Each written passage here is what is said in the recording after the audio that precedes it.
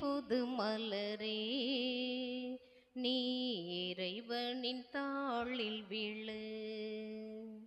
ஆலய திருமணியே நீ ஆண்டவன் குரலயசே. ஞால தவ குலமே நீ அருள் தரும் பலியை செய். திருப்பலி நிறைவேற்றும் குருவுடன் இணைந்து கொண்டு திரளாய் வருகின்ற கூட்டத்தில் அன்பு கண்டு பெருவரு கல்வாரி அரும்பணி நினைவாகும். பெருவரு கல்வாரி அரும்பணி நினைவாகும். திருமறை தகன பலி பீடத்தில் குளமே விடு. காலை இளங்கதிரே நீ கடவுளை துதிக்க எழு. சோலை புது மலரே நீ இறைவனின் தாளில் விழு. தந்தை மகன் தூயாவியார் பெயராலே.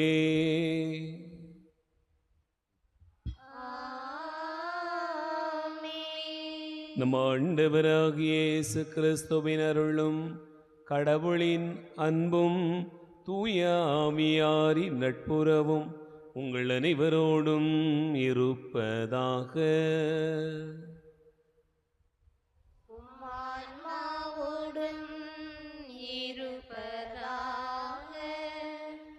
ஆண்டவர் இயேசு கிறிஸ்துவில் அன்பு நிறைந்த சகோதர சகோதரிகளே, இறைவன் நமக்கு இந்த புதிய நாளை தந்திருக்கிறார். இந்த இனிய நாளுக்காக நம் ஆண்டவருக்கு நன்றி கூறுவோம். இந்த நாளின் செயல்கள் ஒவ்வொன்றையும் இறைவன் தாமே ஆசிர்வதித்து வழி நடத்திட நாம் நம்மையே அர்ப்பணமாக்கி மன்றாடுவோம்.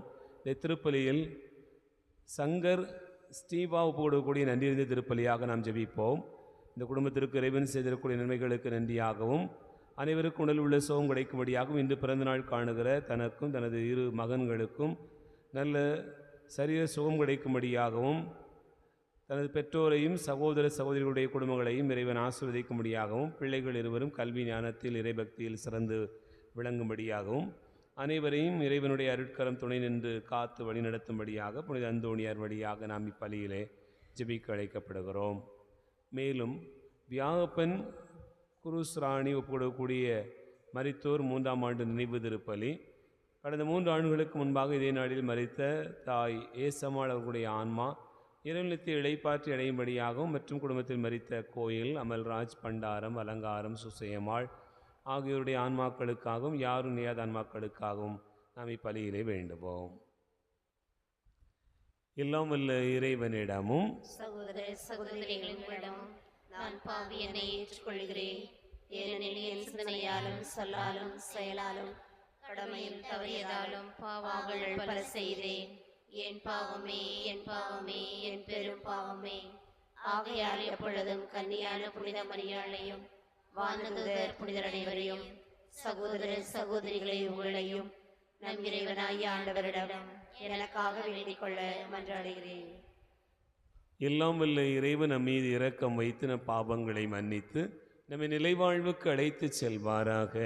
ஆமென். ஆண்டவரே இரக்கமாயிரும். ஆண்டவரே இரக்கமாயிரும். கிறிஸ்துவே இரக்கமாயிரும். கிறிஸ்துவே இரக்கமாயிரும்.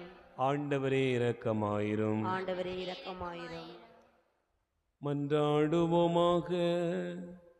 என்றென்றும் உள்ள எல்லாம் வல்ல இறைவா, இந்நாட்களில் உமது பரிவிரக்கத்தை நாங்கள் விரைவாக பெற்று அதை முழுமையாய் உணர்ந்து கொள்வோமாக. அதனால் பொய்மையின் இருளிலிருந்து நீர் எங்களை விடுவித்து உமது உண்மையின் படிப்பினைகளை நாங்கள் உறுதியாய் பற்றி கொள்ளச் செய்ய வேண்டும் என்று எங்கள் ஆண்டவராகிய கிறிஸ்து வழியாக உம்மை மன்றாடுகிறோம்.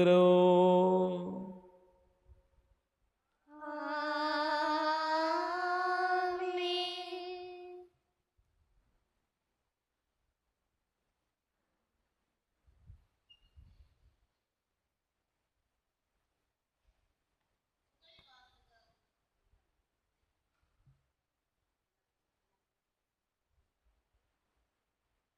முதல் வாசகம்.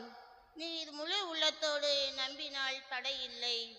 திருத்தூதர் பணிகள் நூலிலிருந்து வாசகம். அதிகாரம் 8, இறை திருவசனங்கள் 26 முதல் 40 முடிய. நீர் முழு உள்ளத்தோடு நம்பினால் தடை இல்லை. திருத்தூதர் பணிகள் நூலிலிருந்து வாசகம். அதிகாரம் 8, இறை திருவசனங்கள் 26 முதல் 40 முடிய. அந்நாட்களில் ஆண்டவரின் தூதர் பிலிப்பிடம், நீ எழுந்து எருசலேமிலிருந்து காசாவுக்கு செல்லும் வழியாக தெற்கு நோக்கி போ என்றார்.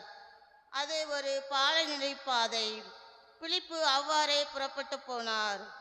அப்போது எத்தியோப்பிய அரசு அலுவலர் ஒருவர் எருசலேம் சென்று கடவுளை வணங்கிவிட்டு திரும்பி சென்று கொண்டிருந்தார். அவர் ஓர் அலி, எத்தியோப்பிய அரசியான கந்தகியின் நிதி அமைச்சர். அவர் தமது நேரில் அமர்ந்து எசாயாவின் இறைவாக்கு நூலை படித்து கொண்டிருந்தார். தூய ஆவியர் பிலிப்பிடம், நீ அந்த தேரை நெருங்கிச் சென்று அதனோடு கூடவே போ என்றார். பிலிப்பு ஓடிச் சென்று அவர் எசாயாவின் இறைவாக்கு நூலை வாசிப்பதை கேட்டு, நீர் வாசிப்பதன் பொருள் உமக்கு தெரிகின்றதா என்று கேட்டார். அதற்கு அவர், யாராவது விளக்காவிட்டால் எவ்வாறு என்னால் தெரிந்து கொள்ள முடியும் என்று கூறி தேரில் ஏறி தன்னோடு அமருமாறு பிலிப்பை அழைத்தார். அவர் வாசித்து கொண்டிருந்த மறைநூல் பகுதி பின்வருமாறு: அடிப்பதற்கு இழுத்துச் செல்லப்பட்ட ஆட்டுக்குட்டி போலும், உரோமம் கத்தரிப்போன் முன்னிலையில் கத்தாத செம்மறி போலும் அவர் தம் வாயை திறவாதிருந்தார். தாழ்வுற்ற நிலையில் அவருக்கு நீதி வழங்கப்படவில்லை. அவரது தலைமுறையை பற்றி எடுத்துரைப்பவன் யார்? ஏனெனில் அவருடைய உயிர்தான் எடுக்கப்பட்டு விட்டது. அவர் பிலிப்பிடம், இறைவாக்கினர் யாரை குறித்து இதை கூறுகிறார்? தம்மை குறித்தா அல்லது மற்றொருவரை குறித்தா? தயவு செய்து கூறுவீரா என்று கேட்டார். அப்போது பிலிப்பு இந்த மறைநூல் பகுதியிலிருந்து தொடங்கி இயேசுவை பற்றிய நற்செய்தியை அவருக்கு அறிவித்தார். அவர்கள் போய்க் கொண்டிருந்த போது வழியில் தண்ணீர் இருந்த ஓர் இடத்திற்கு வந்தார்கள். அப்போது அவர், இதோ தண்ணீர் உள்ளது, நான் திருமுழுக்கு பெற ஏதாவது தடை உண்டா என்று கேட்டார். அதற்கு பிலிப்பு, நீர் முழு உள்ளத்தோடு நம்பினால் தடை இல்லை என்றார். உடனே அவர், இயேசு கிறிஸ்து இறைமகன் என்று நம்புகிறேன் என்றார். உடனே அமைச்சர் தேரை நிறுத்தி கூறினார். பிலிப்பு அமைச்சராகிய இருவரும் தண்ணீருக்குள் இறங்கினர். பிலிப்பு அவருக்கு திருமுழுக்கு கொடுத்தார். அவர்கள் தண்ணீரில் இருந்து வெளியேறிய உடனேயே ஆண்டவரின் ஆவியார் பிலிப்புவை எடுத்துச் சென்று விட்டார். அமைச்சர் அதன்பின் அவரை காணவில்லை. அவர் மகிழ்ச்சியோடு தம் வழியே சென்றார். பின்பு பிலிப்பு ஆசோத்து என்னுமிடத்தில் காணப்பட்டார். செசாரியா போய் சேரும் வரை அவர் சென்ற நகரெல்லாம் நற்செய்தியை அறிவித்தார். இது ஆண்டவர் வழங்கும் அருள்வாக்கு. பதிலுரை பாடல். அனைத்துலோகரே கடவுளை போற்றி ஆர்ப்பரியுங்கள், அல்லேலூயா. மக்களினங்களே தம் கடவுளை போற்றுங்கள், அவரை புகழ்ந்து பாடும் ஒளியை கேட்கச் செய்யுங்கள். நம்மை உயிர் வாழச் செய்தவரே அவரே, அவர் தம் கால்களில் இடர விடவில்லை. பல்லவி. அனைத்துலோகரே கடவுளை போற்றி ஆர்ப்பரியுங்கள், கடவுளுக்கு அஞ்சி நடப்போரே அனைவரும் வாரீர் கேளீர். அவர் எனக்கு செய்தனை எடுத்துரைப்பேன். அவரிடம் மன்றாட என் வாய் திறந்தது, அவரை ஏத்தி புகழ என் நாய் எழுந்தது. பல்லவி. என் மன்றாட்டை புறக்கணியாத கடவுளை போற்றி, தம் பேரன்பை என்னிடமிருந்து நீக்காத இறைவன் போற்றி. பல்லவி. மக்கள் ஒற்றையை ஆர்ப்பரியுங்கள். அல்லேலூயா.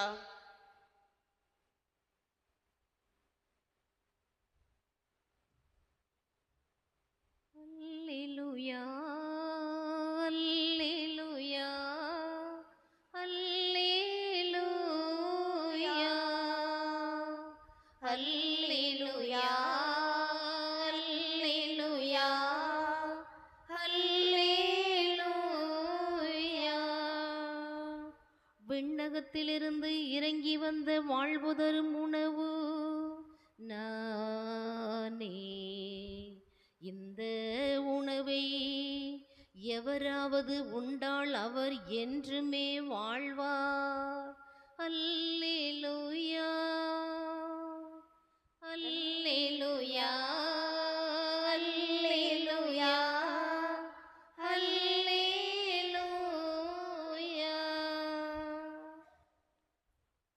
ஆண்டவர் உங்களோடு இருப்பாராக. தூய யோவான் எழுதிய நற்செய்தியிலிருந்து வாசகம். ஆண்டவரே மாட்சி உமக்கே. யோவான் நற்செய்தி அதிகாரம் 6 இறைவார்த்தைகள் 44 முதல் 51 முடிய. அக்காலத்தில் இயேசு கூறியதாவது: என்னை அனுப்பிய தந்தை ஈர்த்தால் ஒழிய எவரும் என்னிடம் வர இயலாது. என்னிடம் வருபவரை நானும் இறுதி நாளில் உயிர்த்தெழச் செய்வேன். கடவுள்தாமே அனைவருக்கும் கற்றுத்தருவார் என இறைவாக்கு நூல்களில் எழுதியுள்ளது. தந்தைக்கு செவிசாய்த்து அவரிடமிருந்து கற்றுக்கொண்ட அனைவரும் என்னிடம் வருவர்.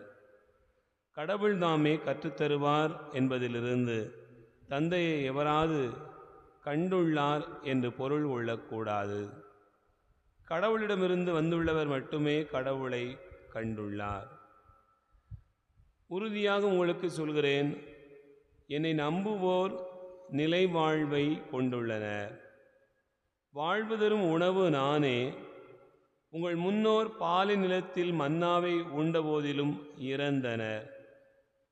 உண்பவரை இரவாமல் இருக்கச் செய்யும் உணவு விண்ணகத்திலிருந்து இறங்கி வந்த இந்த உணவே. விண்ணகத்திலிருந்து இறங்கி வந்த வாழ்வு தரும் உணவு நானே. இந்த உணவை எவராவது உண்டால் அவர் என்றுமே வாழ்வார். எனது சதையை உணவாக கொடுக்கிறேன், அதை உலகு வாழ்வதற்காகவே கொடுக்கிறேன் என்றார். ஆண்டவரின் அருள்வாக்கு. கிறிஸ்துவே உமக்கு புகழ்.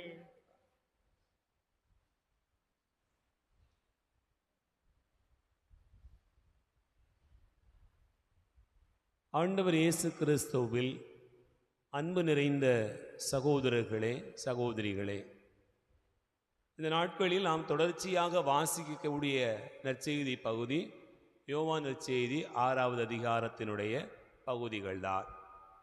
இயேசு தன்னுடைய சீடர்களுக்கும் தன்னை தேடி வந்த மக்களுக்கும் உணவை பகிர்ந்தளித்தார்.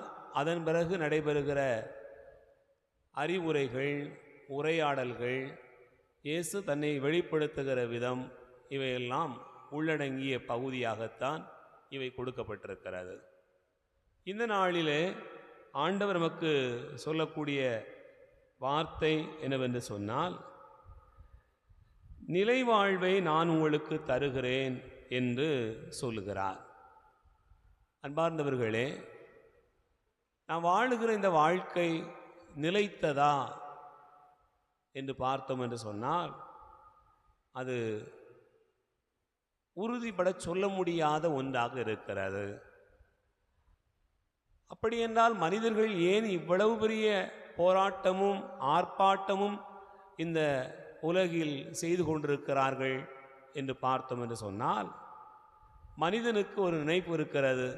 என்ன நினைவு? இந்த பூமியிலே தான் மட்டும் நிரந்தரமாக இருக்கப் போகிறேன் என்கிற ஒரு எண்ணம் இருக்கிறது. தாங்கள் வைத்திருக்கக்கூடிய பொருட்களும் உடைமைகளும் உறவுகளும் எல்லாமே கடைசி வரையிலும் நிரந்தரமாக இருக்கப் போகிறது என்கிற எண்ணம் மனிதனுக்குள்ளாக இருக்கிறது. ஒரு சிலர் அதை இல்லை இல்லை, நான் அறிந்திருக்கிறேன், இந்த வாழ்க்கை எவ்வளவு நாள் கடவுள் தந்திருக்கிறாரோ அவ்வளவு நாள் ஓடட்டும், பார்த்து கொள்வோம், அதுவரையிலும் நாம் நல்லதை செய்து கொண்டு போவோம் என்று சொல்லிக்கொண்டாலும் கூட உள்ளூர மனமாற்றம் அடையாமல் தங்களுடைய வாழ்க்கையில் தாங்கள் நிரந்தரமாக வாழ்ந்துவிடப் போவது போல ஒரு நினைவு மனிதனுக்கு இருந்து கொண்டே இருக்கிறது. அன்பார்ந்தவர்களே, உண்மையிலே எல்லாருக்கும் ஆசை என்ன? நல்ல நிலையான ஒரு வாழ்க்கை வேண்டும் என்று நாம் விரும்புகிறோம். வாழ்வு கொடுக்கப்பட்டிருக்கிறது, ஆனால் இந்த வாழ்க்கை நிலைத்ததாக இருக்க வேண்டும் என்று சொன்னால் என்ன செய்ய வேண்டும்? அன்பார்ந்தவர்களே, பல நேரங்களில் நாம் நினைத்து பார்த்தோம் என்று சொன்னால், நிலைவாழ்வு என்பது இறப்பிற்கு பிறகு வரக்கூடிய ஒன்று. ஆகவே இறந்துவிட்டவர் ஆண்டவரோடு இணைந்த நிலையில் இருப்பார். அதுதான் நிலைத்த வாழ்வு, முடிவில்லாத ஒரு வாழ்வு என்று நாம் நம்புகிறோம், அதை நோக்கியே பயணித்து கொண்டிருக்கிறோம். ஆனால் ஆண்டவர் இயேசு கிறிஸ்துவனுடைய வார்த்தைகள் நமக்கு சொல்லக்கூடியது என்னவென்றால், இம்மண்ணுலகில் வாழும் நாட்களிலே அந்த நிலைத்த வாழ்க்கையை நாம் பெற்றுக்கொண்டு ஆண்டவரோடு இணைந்த நிலையில் இருக்க முடியும் என்பதை இந்த நாளிலே நாம் நினைத்து பார்க்க அழைக்கப்படுகிறோம். என்ன, நாம் நற்செய்தி பகுதியை பார்த்தோம் என்று சொன்னால், நிலைவாழ்வு என்பது 3 நிலைகளில் வெளிப்படுத்தப்படுகிறது. எதுவெல்லாம் நிலைவாழ்வு, எதையெல்லாம் செய்தால் நிலைவாழ்வு உண்டாகும் என்று பார்த்தோம் என்றால், யோவான் நற்செய்தி 6வது அதிகாரம் 40வது வசனத்தை வாசியுங்கள். அதிலே சொல்லப்பட்டிருக்கிறது, மகனை கண்டு அவரிடம் நம்பிக்கை கொள்ளும் அனைவரும் நிலைவாழ்வு பெற வேண்டும் என்பதே என் தந்தையின் திருவுளம். நானும் இறுதி நாளில் அவர்களை உயிர்த்தெழச் செய்வேன் என்று சொல்கிறார். இது ஒன்று. இரண்டாவது, யோவான் நற்செய்தி 6வது அதிகாரம் 54வது வசனத்தை வாசியுங்கள். எனது சதையை உண்டு என் இரத்தத்தை குடிப்பவர் நிலைவாழ்வை கொண்டுள்ளார் என்று சொல்கிறார். மூன்றாவது பாருங்கள், யோவான் நற்செய்தி 6வது அதிகாரம் 68வது வசனத்தை வாசியுங்கள். யோவான் நற்செய்தி 6வது அதிகாரம் 68வது வசனம். சீமோன் பேதுரு மறுமொழியாக, ஆண்டவரே, நாங்கள் யாரிடம் போவோம்? நிலைவாழ்வு அளிக்கும் வார்த்தைகள் உம்மிடம்தானே உள்ளன என்று சொல்லுகிறார். இங்கே இந்த 3 வசனத்திலும் 3 முக்கியமான வார்த்தைகள் நமக்கு நிலைவாழ்வு அளிக்கின்றன. அன்பார்ந்தவர்களே, இந்த 3 வார்த்தைகள் என்ன? முதல் வசனத்தை வாசிக்க கேட்டோம். அதிலே மகனிடம் நம்பிக்கை கொள்ளுதல் என்று சொல்லப்பட்டிருக்கிறது. நிலைவாழ்வு என்பது என்னவென்றால், இயேசுவிடத்திலே நம்பிக்கை கொள்ளுதல். ஆகவே நம்பிக்கையே நிலைவாழ்வு என்று உறுதிப்படுத்தப்படுகிறது.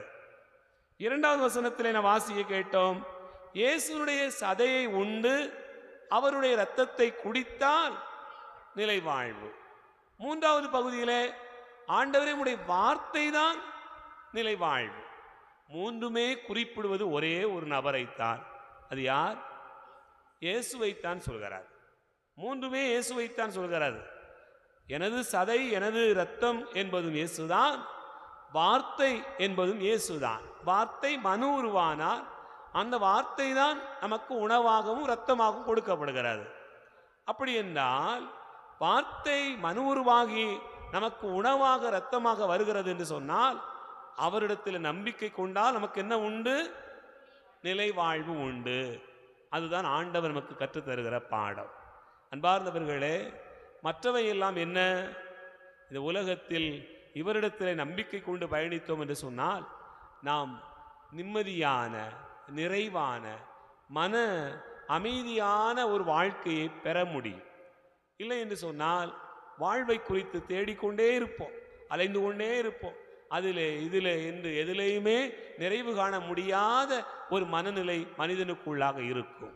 ஆனால் ஆண்டவரிடத்தில் நம்பிக்கை கொண்டு விட்டோம் என்று சொன்னால் நமக்கு என்ன நடக்கும் என்று சொன்னால், நாம் வாழுகிற இந்த வாழ்க்கையை நிறைவாக, முழுமையாக, நிம்மதியாக, அமைதியாக, மகிழ்ச்சியாக காணுகிற ஒரு பேறு நமக்கு கிடைக்கும். அதுதான் நிலைவாழ்வு. நாம் நிலையான அந்த வாழ்வை நோக்கி பயணிப்பதற்கு நமக்கு செய்தி எங்கே சொல்லப்படுகிறது என்று சொன்னால், இந்த பலியில்தான் அது நடைபெறுகிறது. திருப்பலியில்தான் வார்த்தை பகிரப்படுகிறது. திருப்பலியில்தான் இயேசுனுடைய உடலும் இரத்தமும் பகிரப்படுகிறது. இங்குதான் நாம் நம்பிக்கை கொண்டு பயணிக்க வேண்டும்.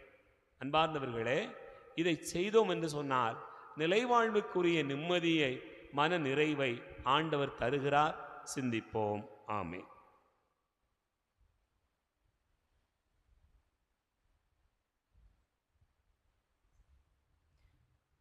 இசையிலே நாதம் கேட்டோம், அதிலே இன்னருள் வடிவம் கண்டோமே.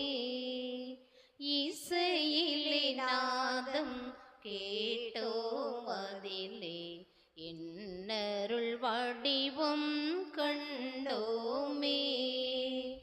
எழுந்தோம் இறைக்குல உரிமையிலே, இறைவா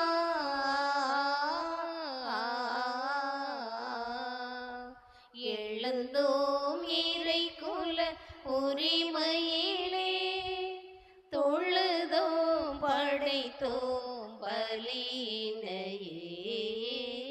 இசையிலே நாதம் கேட்டோம், அதிலே இன்னருள் வடிவம் கண்டோமே.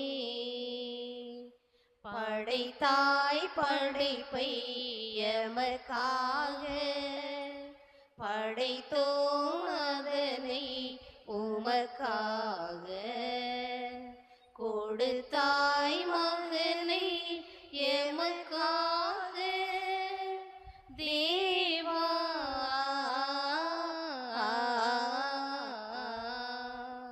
கொடுத்தாய் மகனை எமக்காக. கொடுத்தோம் அவரை பலியாக. சகோதர சகோதரிகளே, என்னுடையது உங்களுடையதுமான இந்த பலி எல்லாம் வல்ல தந்தையாகிய இறைவனுக்கு ஏற்றதாகும்படி செபியுங்கள். ஆண்டவர் தமது பேரின் புகழ்ச்சிக்காகவும் ஆட்சிக்காகவும் நமது நன்மைக்காகவும் புனித திரு அவை அனைத்தின் நலனுக்காகவும் உமது கையினின்று பலியை ஏற்றுக்கொள்வாராக. இறைவா, இந்த பலியின் வணக்கத்துக்குரிய பரிமாற்றத்தால் எங்களை உமது உன்னதமான ஒரே இயல்பில் பங்கு பெறச் செய்ய உம்மை வேண்டுகிறோம். அதனால் உமது உண்மையை அறிந்து கொண்ட நாங்கள் அதை தகுதியான செயல்களால் எமதாக்கிக் கொள்ள வேண்டும் என்று எங்கள் ஆண்டவராகிய கிறிஸ்து வழியாக உம்மை மன்றாடுகிறோம்.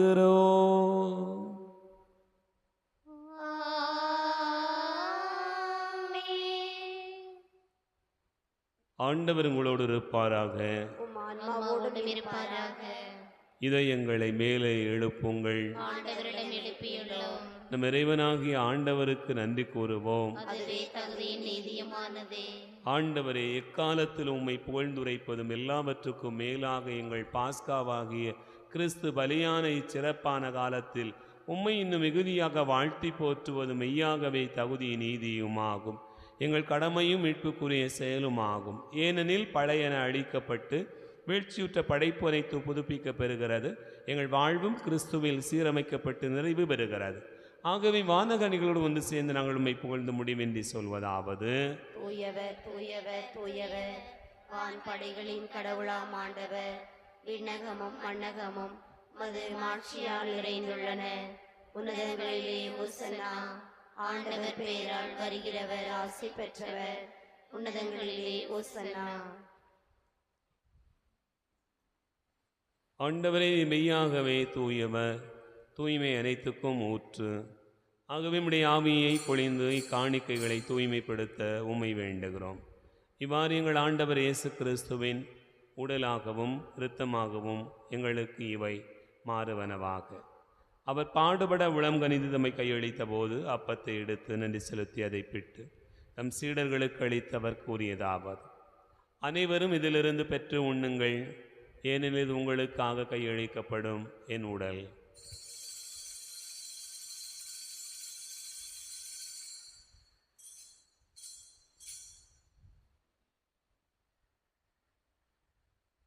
அவண்ணமே இரவு விருந்து அருந்தியவின் கிண்ணத்தை எடுத்து மீண்டும் உமக்கு நன்றி கூறி தம் சீடர்களுக்கு அளித்தவர் கூறியதாவது: அனைவரும் இதிலிருந்து பெற்று பருகுங்கள், ஏனெனில் இது புதிய நிலையான உடன்படிக்கைக்குரிய என் இரத்தத்தின் கிண்ணம். இது பாவ மன்னிப்புக்கென்று உங்களுக்காகவும் பலருக்காகவும் சிந்தப்படும். இதை நினைவாகச் செய்யுங்கள்.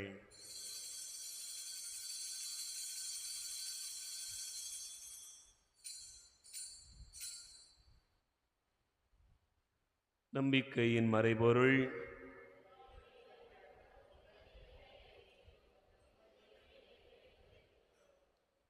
ஆகவே ஆண்டவரே, எங்கள் கிறிஸ்தவின் இறப்பினையும் உயிர்ப்பினையும் நினைவு கூர்ந்து வாழ்வு தரும் அப்பத்தையும் மீட்பளிக்கும் கிண்ணத்தையும் உமக்கு ஒப்புக் கொடுக்கிறோம்.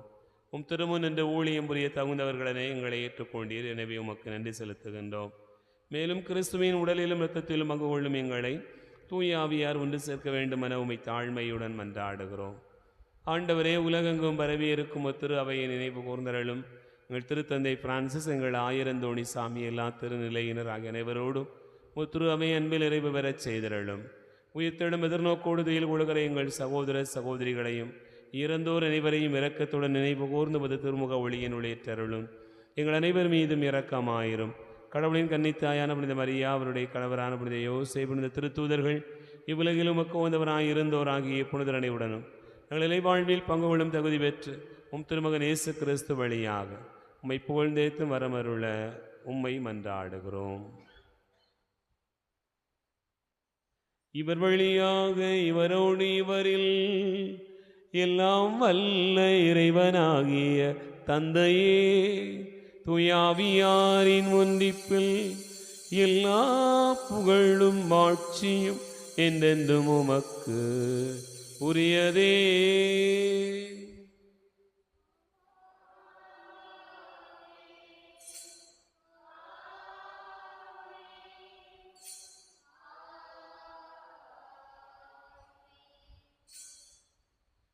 நம் ஆண்டவர் இயேசு கிறிஸ்து கற்றுக் கொடுத்தவாறு விண்ணக தந்தையை நோக்கி ஜெபிப்போம். விண்ணுலகில் இருக்கிற எங்கள் தந்தையே, உமது பெயர் தூயதென போற்றப் பெறுக. உமது ஆட்சி வருக.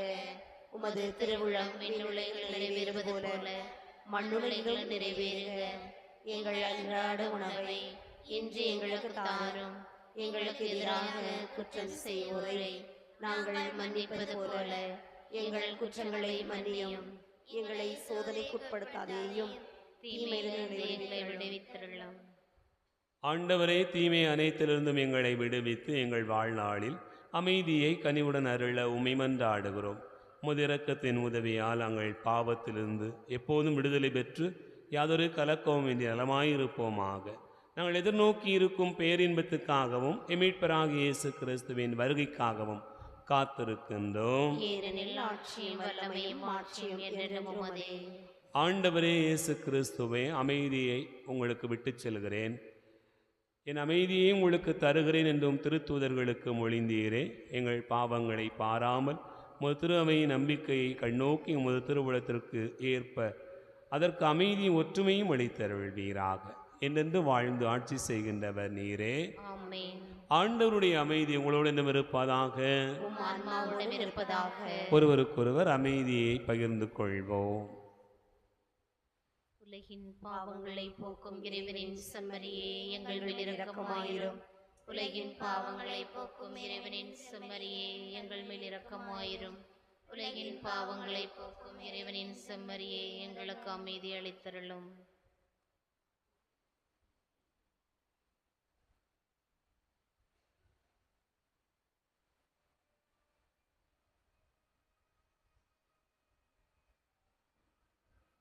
இதோ இறைவனின் செம்மறி, இதோ உலகின் பாவங்களை போக்குகிறவர்.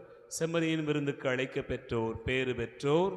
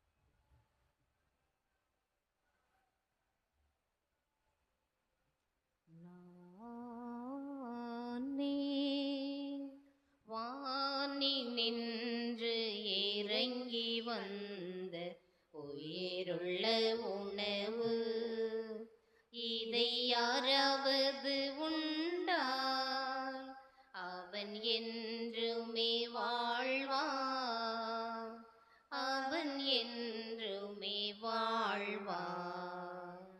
நானே எனது உணவை உண்ணும் எவரும் பசியை அறிந்திடார்.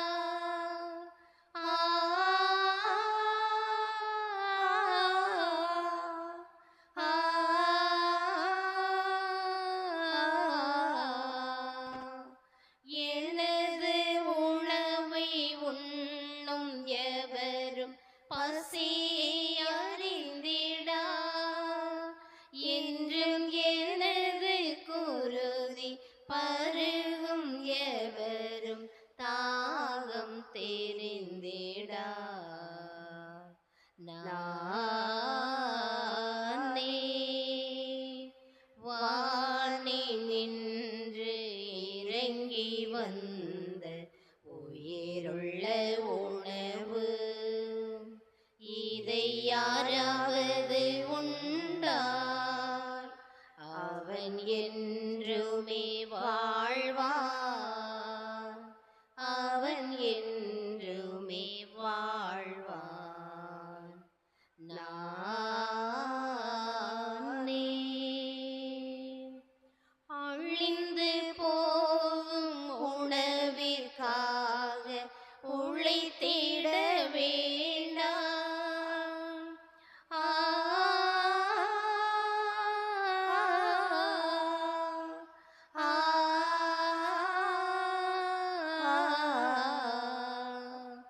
அழிந்து போகும் உணவிற்காக உழைத்திட வேண்டாம். என்று அழிந்திடாத வாழ்வு கொடுக்கும் உணவிற்கே உழைப்பீர்.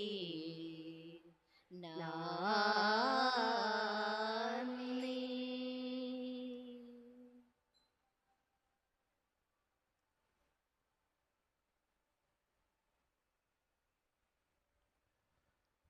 கிறிஸ்துவிலே அன்பார்ந்த சகோதர சகோதரிகளே, நாளை தேர்தலை முன்னிட்டு நமது ஆலயத்தில் காலையில் திருப்பலி நடைபெறும். நாளை மாலையில் திருப்பலி இல்லை, நாளை காலையில் திருப்பலி நடைபெறும். இறை மக்கள் கலந்து கொண்டு இறை ஆசீர் பெற அன்போடு அழைக்கிறேன். அன்பார்ந்தவர்களே, இந்த நாட்களில் நாம் நல்ல தலைவர்களை தேர்ந்தெடுக்க அழைக்கப்பட்டிருக்கிறோம். உங்களுக்கு தெரியும், நம்முடைய மண்ணையும் மக்களையும் நேசிக்கிற, காக்கிற, அதே வேளையில் எல்லா சமயங்களையும் மதங்களையும் சமமாக பாவிக்கிற நல்ல தலைவர்களை தேர்ந்தெடுக்க வேண்டிய பொறுப்பு உங்கள் எல்லாருக்கும் இருக்கிறது. ஆய்ந்தறிந்து அதற்கு ஏற்ப வாக்களிக்க அன்போடு கேட்டுக்கொள்கிறேன். மன்றாடுவோமாக. ஆண்டவரே, விண்ணகமறை நிகழ்வுகளால் நீ நிறைவு செய்த மக்களுடன் கனிவாய் தங்கியிருக்க உம்மை வேண்டுகிறோம். பழைய நிலையிலிருந்து வாழ்வின் புதிய நிலைக்கு நாங்கள் கடந்து செல்லச் செய்ய வேண்டும் என்று எங்கள் ஆண்டவராகிய கிறிஸ்து வழியாக உம்மை மன்றாடுகிறோம்.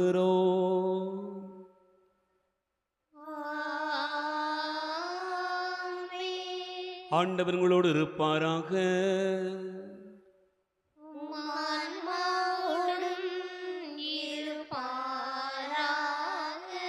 எல்லாம் வல்ல இறைவன் தந்தை, மகன், தூயாவியார் உங்களை ஆசீர்வதிப்பாராக.